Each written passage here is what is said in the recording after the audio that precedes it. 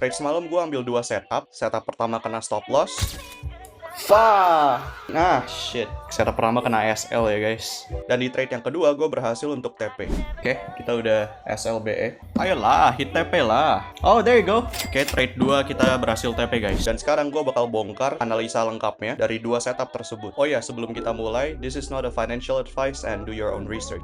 Oke, jadi kita mulai dari bias awal gue dulu. Jadi sekitar 10 menit sebelum NY Open, bias gue itu condong ke arah bullish. Dan alasannya adalah karena sebelumnya price itu udah sweep previous week low, yang menurut gue itu adalah key level yang cukup signifikan. Terus di atas juga masih ada fair value gap 4 jam yang bear, dan itu belum ke mitigasi atau unmitigated. Plus London High sama Asia High yang juga masih nganggur aja di atas. Jadi gue ngelihat banyak liquidity yang belum kesentuh di atas. Tapi gue tetap harus hati-hati karena struktur yang bagus itu baru kelihatan di time frame 1 menit doang, dan belum ada agreed upon DOL kayak fair value gap 5 menit atau 15 menit yang jelas buat gue target. Kalau seandainya mau bearish, plan gue bakal nunggu harga untuk ambil London High dulu sebelum gue cari setup untuk nge-short. New York Open, harga turun dan sweep 3 intermediate low yang lagi resting di dalam fair value gap 5 menit bullish. Sekalian juga ambil satu SSL di jalan. Terus, harga distribusi lebih rendah lagi dan disrespect 2 fair value gap 5 menit tersebut yang tadinya jadi plan utama gue buat long. Karena fair value gap andalan gue udah di disrespect, otomatis setup yang keluar dari leg ini paling bagus cuma grade B setup. Jadi harga mantul di OB 5 menit itu ke fair value gap 5 menit bearish yang masih unmitigated, which is sempet jadi agreed upon DOL gua, tapi sayang yang nggak ada entry yang muncul untuk target fair value gap itu. Kemudian harga gagal untuk nge-break fair value gap itu dan sempet turun lagi, tapi nggak melakukan resweep, malah balik naik dan bentuk 5 minute IFVG yang juga closing di atas equilibrium. Plus ada juga CISD yang nandain kalau misalnya move ini adalah move yang cukup kuat. Dan DOL gua di trade ini cuman low resistance liquidity sama fair value gap bear 4 jam yang posisinya lumayan jauh di atas, dan nggak ada agreed upon DOL lain yang lebih dekat. Jadi setup ini gua kasih grade B-.